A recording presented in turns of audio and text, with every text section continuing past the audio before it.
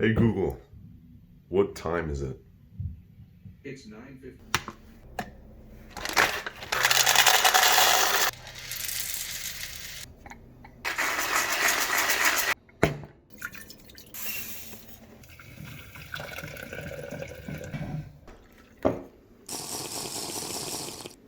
Let's talk about cultural appropriation. The reuse of sound from one audio recording as an element in another is generally the definition of music sampling. In modern day, the consequences of such practice are largely disagreed on. Does sampling endorse or hinder the creativity of individuals? Is reusing sound undeniably theft, or are the actions flattering and out of inspiration? Both in and out of this discourse community, the phrase cultural appropriation arises, to be defined explicitly as the inappropriate adoption of elements of one people or society by members of a more dominant one. Breaking down the phrase leads to a more specific literal definition of taking and using elements of one culture without that culture's, the owner's permission. Although this phrase cultural appropriation is the trademark for few in the progressive community, the concept and action of calling out others for appropriating cultures is a conservative view and a resistance to change and globalization, partially due to the ethnocentrism emerging when cultures collide and a need for identity arises. The idea of cultural appropriation itself proves to be paradoxical, for it insinuates that there was an original culture, when in reality it is ever changing and ever so fluid. As seen in all of nature, the most successful animals are those who pack together to survive, forming groups to further their protection, power, and resources. Like nearly all animals on Earth, humans do as such. In the moment, an individual taking the selfish route and consuming the resources seems like the most logical and rewarding in a competitive world. However, history shows time after time that this route leads to a greater decline in quality of life for all individuals involved. Not only is this seen amongst persons, but it is also seen in interactions between groups. This has been noted during the colonization of Africa, Vikings raiding England, Germany invading Poland, as well as the Irish immigrating to New York, and many other events. In the mid-1800s, Ireland was facing one of the worst famines in modern history. Around 1 million people passed away, with twice that amount immigrating from Ireland. More than 500,000 Irish arrived in New York, and New York City's population rose substantially. Competition and conflict over resources were at an all-time high. Individuals who were native to New York were found banding together in direct resistance to this change. Ethnocentrism began taking effect. People were embracing their culture and their stereotypes, more than ever to show a sort of nationalism and individuality. If either culture was caught partaking in the others, they were immediately met with violence. This differentiated people further, making it easier than ever to identify who's friend and who's foe. By definition, this was a direct act of cultural appropriation. It was not met with violence because the Italians were caught selling that precious potato soup. It was met with violence because it was a challenge to identity.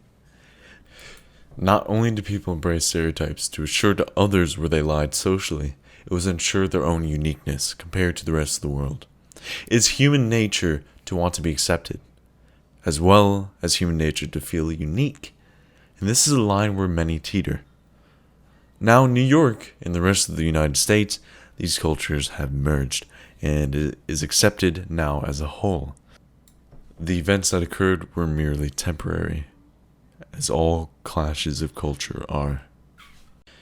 If you take a look into the story of Hiroki Usuda, you would find debate after debate as to whether or not what he did was essentially a criminal act, or if it was something utterly incredible and beautiful. Many years after the bomb dropping of Hiroshima, the survivors' poems would start to be released to the public. They were considered some of the most powerful post-war poetry in Japan. But years later, it was discovered that it was written by a white male in the United States. Now, did his action mock the Japanese, or is what he did was show that there was very little that differentiated humanity? Such a tragedy should invoke natural and commonly shared human thoughts, sentiments, and moral attributes, not limited by cultural boundaries. As Mikhail Epstein begs in this debate, why should writing be just an instrument or the assertion of one's identity belonging to a set of natural determinants.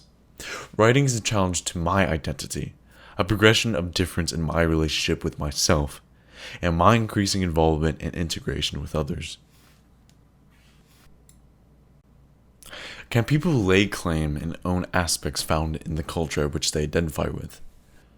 The concept of property among a culture is to assume that property is a valid category of cross-cultural comparison. This is an assumption made in the case of cultural appropriation.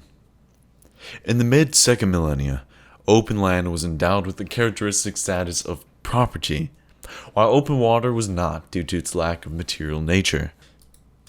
The possessor of a parcel of land could exclude others from that parcel by force if necessary, giving bearing to the idea that individuals can prevent others from accessing their property.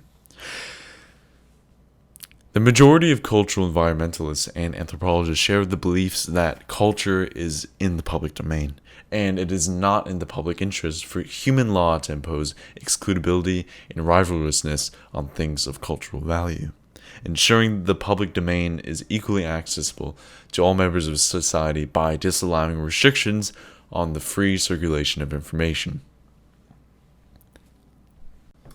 Culture has never been owned by anyone. It is composed entirely of thousands of years of integrating thoughts of others. The idea of theft is horrible, but laying claim to something that is in the public domain is equivalent to stealing from everyone else. There are obvious hardships that one can endure when something of cultural value is disrespected, but the access to information is as critical to social justice and human flourishing today as is access to clean air, water, and adequate sources of food. And preventing individuals from understanding the elements of cultures will never fix that. This period of call-out culture is temporary. As shown throughout history, this will fade away into the textbooks.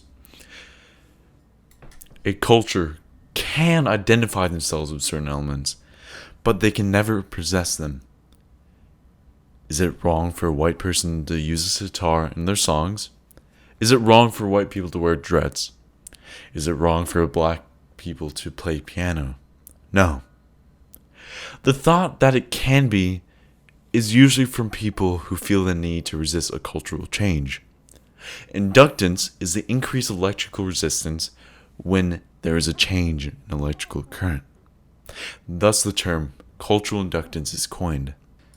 Becoming defensive over aspects which a culture identifies itself with is a resistance to cultural change. It is a conservative reaction and a fair one when identity is threatened. Cultural elements can never be owned and never be stolen. Cultures will only spread to others. That is what it has always done. That is what it will always do.